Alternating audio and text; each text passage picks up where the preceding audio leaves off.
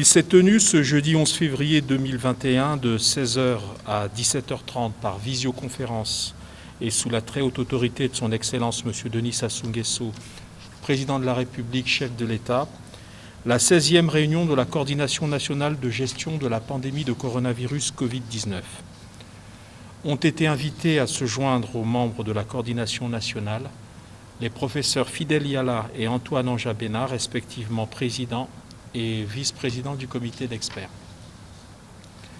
2 points étaient inscrits à son ordre du jour, à savoir l'examen du 16e rapport de la Task Force à la Coordination nationale de gestion de la pandémie de coronavirus Covid-19 et, 2e point, les recommandations de la Coordination nationale. Invité par le Président de la République à prendre la parole, M. Gilbert Ondongo, ministre d'État, ministre de l'Économie, de l'Industrie et du Portefeuille public, président de la Task Force, rapportant aux membres de la Coordination nationale le 16e rapport de la Task Force près la Coordination nationale, a indiqué que la pandémie de coronavirus Covid-19 demeure au centre des préoccupations mondiales. Le nombre des contaminations et des décès continue de susciter angoisse et interrogations. Toutefois, on observe depuis peu un ralentissement de l'épidémie à travers le monde. À ce jour, le nombre de personnes contaminées s'établit à environ 107 millions et les décès sont évalués à plus de 2 350 000. Aux États-Unis, le nombre de personnes contaminées a dépassé 27 millions et celui des décès approche de 470 000. L'Afrique, malgré les difficultés, continue de donner la preuve de sa résilience face à la maladie, et ce, malgré l'émergence du nouveau mutant du virus en Afrique du Sud. Elle compte moins de 4 millions de personnes contaminées et environ 95 000 décès. Au Congo, on constate l'amorce d'une décrue de l'épidémie après la remontée constatée en novembre et en décembre 2020. Pour ce qui concerne l'évolution de la situation épidémiologique dans notre pays, le mois de janvier 2021 semble avoir amorcé une décrue.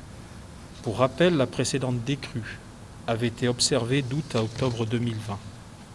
Après 2 mois difficiles avec un pic à plus de 1200 personnes contaminées et 19 décès en décembre 2020, il y a eu une baisse des indicateurs au mois de janvier 2021.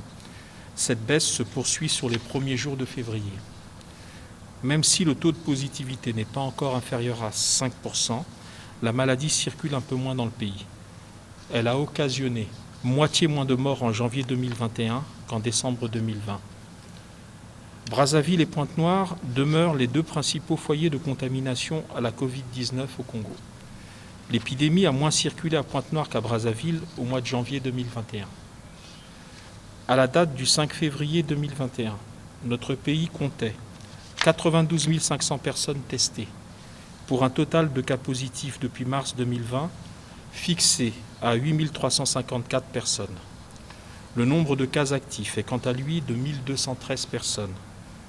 7 019 personnes au total ont été déclarées guéries, tandis que le pays déplore 122 décès depuis le début de la pandémie. Brazzaville compte le plus grand nombre de personnes contaminées, soit un taux de 65,38% du total, et a enregistré le plus grand nombre de décès, soit 65,57% du total des morts dus à la Covid-19. En janvier 2021, la maladie circulait encore à un rythme élevé à Brazzaville, identique ou presque à celui de décembre 2020. Pointe-Noire, 2e foyer de contamination, après avoir enregistré un rythme de circulation de la maladie plus élevé que Brazzaville pendant 3 mois consécutifs, septembre, octobre et novembre 2020, a vu le taux de positivité baisser pour se situer autour de 4% fin janvier 2021. Il convient de relever que les départements de Brazzaville et de Pointe-Noire totalisent un peu plus de 92% des personnes contaminées et 96% des décès. Les signes de la décrue de l'épidémie se lisent à travers les situations de Brazzaville et de Pointe-Noire. Suivant les indications récentes du ministère de la Santé, la clinique Léono comptait au 5 février 2021 18 malades, contre plus de 30 à la mi-janvier. Le centre Mouissou-Madeleine de Pointe-Noire, quant à lui, avait en son sein 7 malades contre plus de 40 à la mi-janvier. En décembre 2020, on avait dénombré 14 décès à Brazzaville et 5 à Pointe-Noire. Au mois de janvier 2021, les chiffres sont respectivement de 5 et 3. Face à ces chiffres meilleurs, la coordination nationale invite les populations à ne pas relâcher les efforts et recommande plus que jamais le respect des mesures de prévention, notamment le port obligatoire et conforme du masque, afin de maintenir la dynamique de la décrue constatée. Pour ce qui concerne l'évolution de la situation économique, durant l'année 2020, l'économie nationale, suivant les estimations du principal syndicat patronal, a perdu près du tiers du volume de ses activités de production. Toutes les branches d'activité ont été négativement impactées par le développement de l'épidémie de Covid-19. Le transport aérien, par exemple, a connu la baisse la plus significative, soit moins 59% de ses activités. D'autres branches ont payé un lourd tribut à la pandémie. Le bâtiment et les travaux publics, moins 54% d'activité. L'hôtellerie et la restauration, moins 53%. La maintenance tertiaire, moins 48%. Et les industries de métallurgie, chaudronnerie et peinture industrielle, moins 44%. Après un frémissement au mois de décembre, marqué par le volume d'activité le plus important de l'année 2020, grâce à l'augmentation de la consommation des ménages en fin d'année, ainsi qu'à la reprise de l'économie mondiale, le mois de janvier 2021 a vu, hélas, cette embellie s'estomper. Plus que jamais, le rebond de l'économie nationale est tributaire de la reprise d'activité des grandes économies mondiales. Pour ce qui concerne les transferts monétaires aux populations vulnérables, il faut noter que sur cette question importante, la coordination nationale a entendu le rapport de Mme Antoinette Dinganzondo, ministre des Affaires sociales et de l'Action humanitaire, complétant les propos du ministre d'État Ondongo.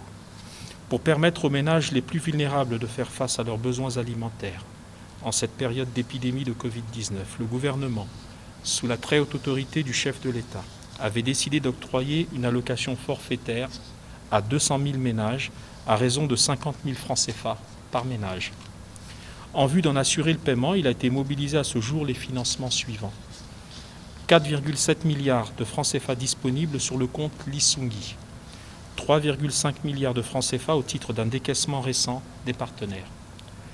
Pour identifier les 200 000 ménages éligibles à l'allocation Covid-19, les équipes du ministère des Affaires sociales ont travaillé avec les autorités locales, les mairies, les sous-préfets, ainsi qu'avec les chefs de bloc pour réaliser le ciblage communautaire le plus précis. Le dispositif du projet Lissungi a été mis à contribution à travers son serveur pour recevoir les données. Au total, 707 038 ménages se sont inscrits.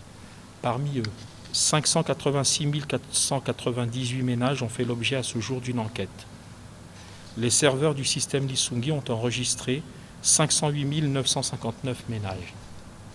Après compilation des données et traitement des doublons, il en ressort que, premièrement, 497 999 ménages ont été soumis à l'appréciation des comités pluriacteurs en vue de la certification de leur demande d'accès à l'allocation. 339 143 ménages ont été jugés éligibles.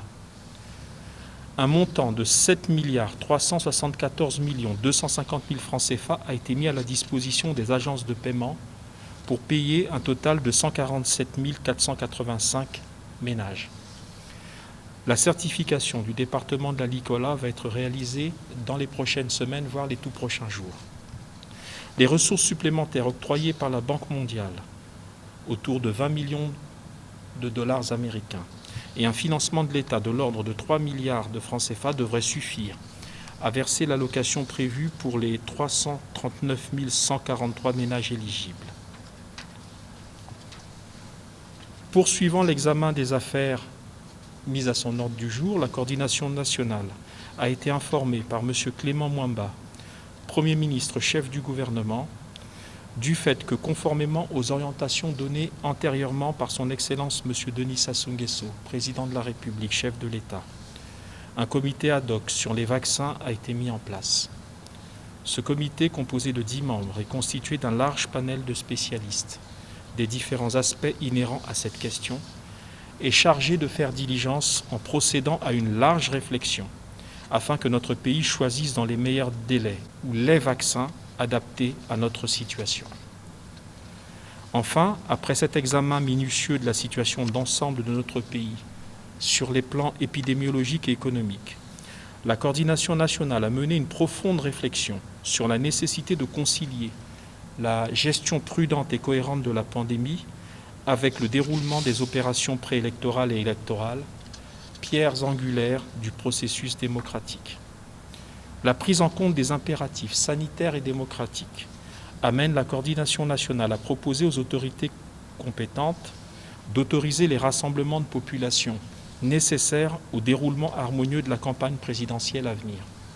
Elle suggère que cette autorisation soit accordée sur les bases suivantes. 1.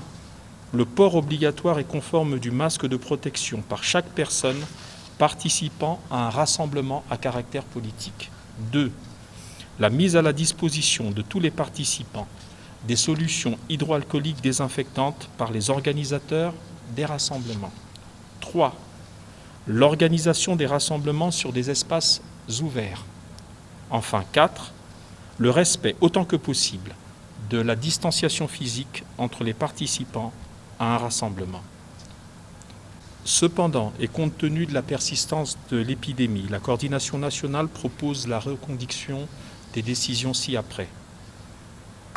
Tout d'abord, accélérer les processus d'acquisition des vaccins et de vaccination des différentes catégories de la population, tâches dont les prémices sont confiées au comité ad hoc dont la création vient d'être annoncée.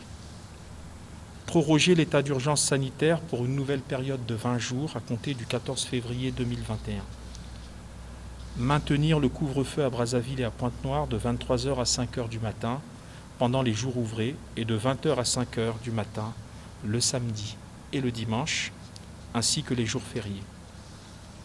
Adapter et poursuivre les campagnes de sensibilisation et de prévention. Faire observer partout et par tous toutes les mesures barrières. Organiser régulièrement le dépistage des personnes les plus exposées au risque de contamination. Limiter à 5 jours, soit les lundis, mardis, jeudis, vendredis et samedis, l'ouverture des marchés domaniaux à Brazzaville et à Pointe-Noire. Faire respecter les gestes barrières pendant le déroulement de tout événement familial. Maintenir la fermeture des boîtes de nuit et autres lieux de danse.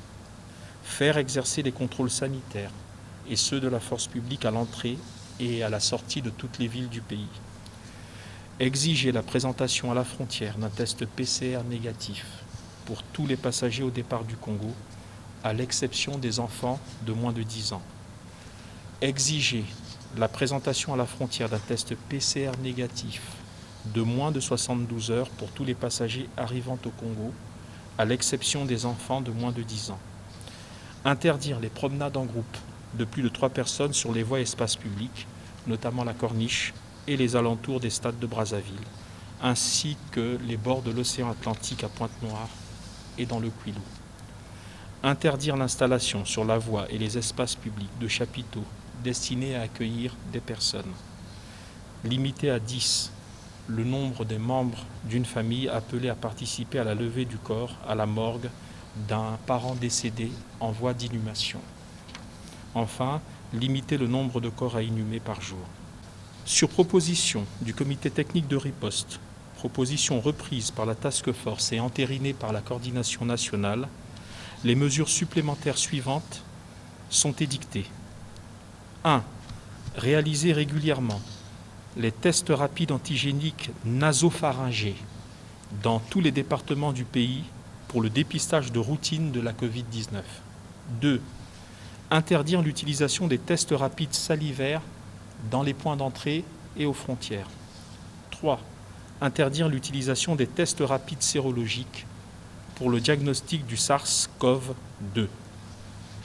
Fête à Brazzaville, le jeudi 11 février 2021, pour la coordination nationale de gestion de la pandémie de coronavirus Covid-19.